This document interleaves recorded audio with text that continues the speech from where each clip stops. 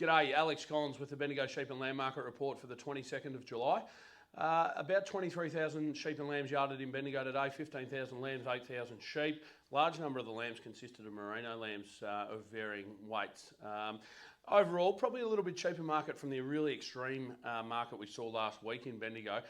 It was one of the dearest markets for the week anywhere in the country, certainly last week.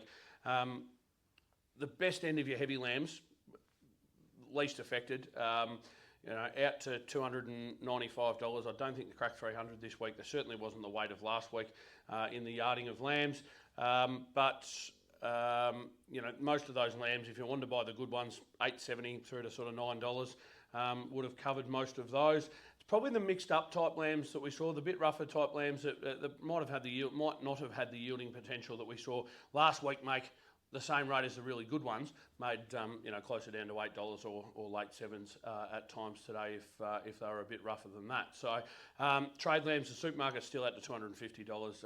Thought most of their lambs probably in excess of $9. There would be the odd lot sort of $8.60, $8.80 through there, depending. Merino lambs sold reasonably well. Probably went a lot cheaper from last week, depending on where your weight is. But depending on skin, those lambs are mid sevens through to early eights, I would say. Not a lot of store lambs or light lambs necessarily to comment on, but they're probably similar to just a fraction cheaper.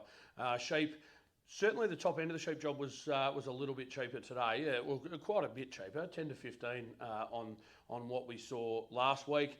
A good run of sheep there today too.